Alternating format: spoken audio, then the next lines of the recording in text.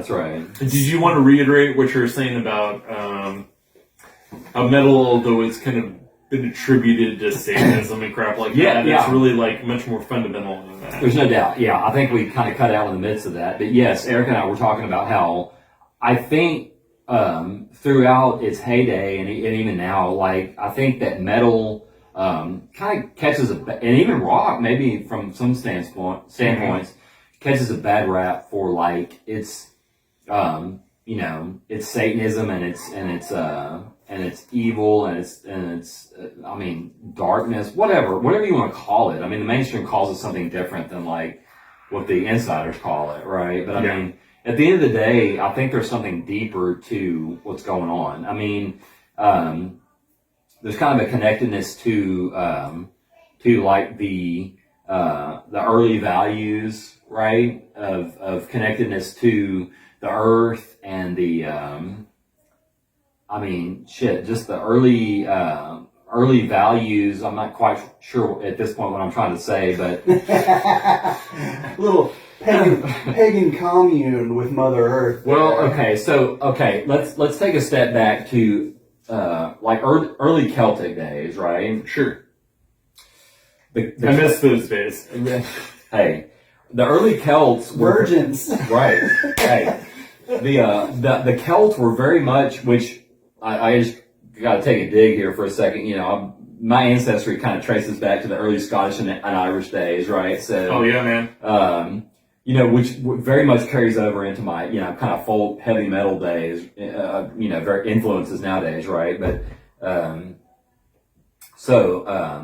I think they kind of catch a little bit of a bad rap in terms of, you're only influenced by this or on, the blackness, the darkness, or what the fuck ever, who cares, Yeah.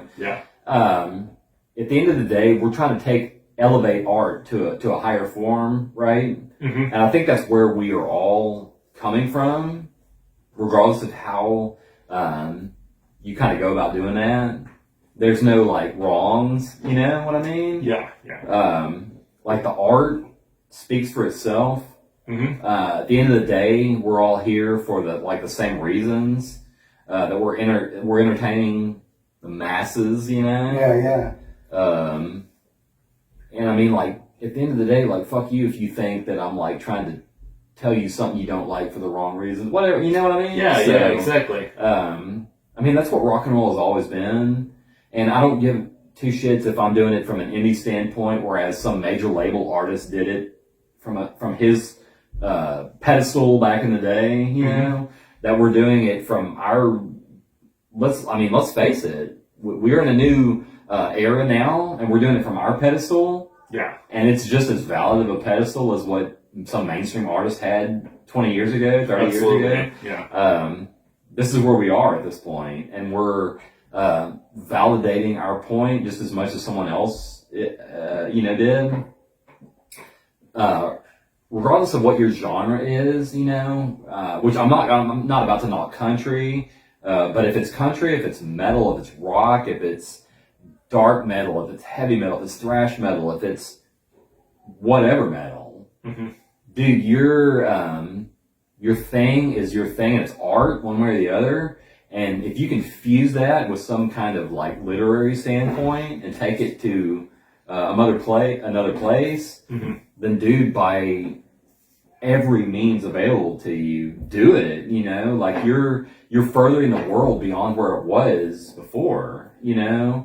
And like my standpoint has always been like when you're 80 or 90 years old, like look what I put into the world that was not there before me, and I don't care what it was. Nice. Yeah. I don't care what it was, but it was something that was not there before I was here, right? Mm-hmm. And then like if nobody likes it, or if one dude likes it 50 years from now and like really digs on it, like I did something, right? I did something valid to this world, right? And to me, that's kind of like what art in its very essence is, Well, from an artistic standpoint, like you can take vocalists, whether they be King Diamond or Danny Filth or freaking, Axl Rose, and look at their vocal range and put them against any opera singer Yeah. in existence. Yeah, for sure. Put Danny Phil's falsetto against anything that the three tenors could even dream of hitting in their wildest fantasies, and he absolutely shits on them. Oh yeah, no doubt. And I would take Dave Lombardo, like as much. One of the greatest joys of my childhood was seeing Buddy Rich have a drum off against Animal on the Muppet Show. Oh yeah. Nice. I will take Dave Lombardo from Slayer and Phantom Loss against Buddy Rich Right. 11 times out of 10 on who can just wreck a drum set Right. like a porn star's cervix anytime the drum is. Like, and he's going to win. Right. I mean, a full paycheck every time, and Dave brings home the bacon, right? Right. And then I've had a little Jack. I can't think of Homeboy's name right now. You got a whole lot of Jag. But the bass player from Cephalic Carnage, like, I mean, that's virtuoso level playing right there. And then there's so many guitarists within the metal genre that you could stack against any other musician from any other point in history, and the mastery of their instrument versus the mastery of other quote-unquote masters over their instruments is just, it's beyond compare. Like, we're living in the golden age of music right now. There's no question about it. No matter what genre of rock or metal you're listening to, or, you know, you've got guys like, you know, Zach Brown, who can just crush a Metallica song and have a crowd erupt as good as Metallica can. Or, you know, Brad Paisley, his... Hey, it is what it is. You know, we're laughing at it, but then you hear his version of Eruption. Yeah. And it's like, maybe he's not that lame after all. Right. Like, well, see, okay. You know, you actually bring up a really good point there, right? Because I mean, people knock country, right? A little bit. It depends on what kind of what your background is. Yeah. But like country, kind of like there's like some parts of country that have its place, right? Mm-hmm. Like, let's not shit on Brad Paisley, like you said. I mean, the dude's got his chops, right? He's absolutely legitimate. The dude's legit. I mean, even from a rock standpoint, I mean, shit, Brad Paisley's got some chops, you know. Mm-hmm. I mean, Vince Gill's got some fucking chops. Let's talk about it, you know. I mean, I personally, ever since I was barely walking, you know, I'm a rock and metal dude through and through. But I mean, there are some country, you know, little things that run through here and there that just like carry up. I mean, I kind of talked to Eric about this earlier, but I mean, Thunder Rolls, dude. I mean, that's a rock song through and hey, through. Always has been. I don't give two shits about what you think. The Thunder Rolls is a fucking rock song, dude. Garth did a badass version of a country version of the Thunder Rolls, but I mean, good lord. Let's take the subject matter at hand here and realize what the Thunder Rolls is actually talking about. I mean, this dude's cheating on his wife, and then she guns him down at the end of the song. How fucking more metal can you get? You know, I mean, this is a rock and metal song, which you know, I've loved Thunder Rolls since I was a kid, and it had to be. It was begging to me to be. For those of you that haven't checked it out yet, I mean, it wanted to be redone as a rock song, and so I redid it as a rock song. You know, it had to be done. You know, my vocals are not on par with Garth, but I mean, the fucking song had to be redone as a rock song. It is what it is. You know. You know, if you listen to, and not just country, but like I would go out on a limb with some hip hop artists, and if you listen to Ghostmane, if you listen to Scarlord, like that stuff is dark and terrifying as anything that like carcass or bolt throwers ever thrown out. Right? Oh, I right. fucking love Carcass, man. Yeah. Fucking love Carcass. If you have not checked out Carcass, you fucking do that, man. Check out Carcass, dude. Yeah. And you know, you hear, what's the little redhead chick that plays piano? Oh, yeah, I know who you're talking about. The Guns for Pele girl, like, Mhm. she covers Slayer, and it's so haunting. And then there's some mashups on YouTube of, the California Raisin song. I heard it through the grapevine. Mm-hmm.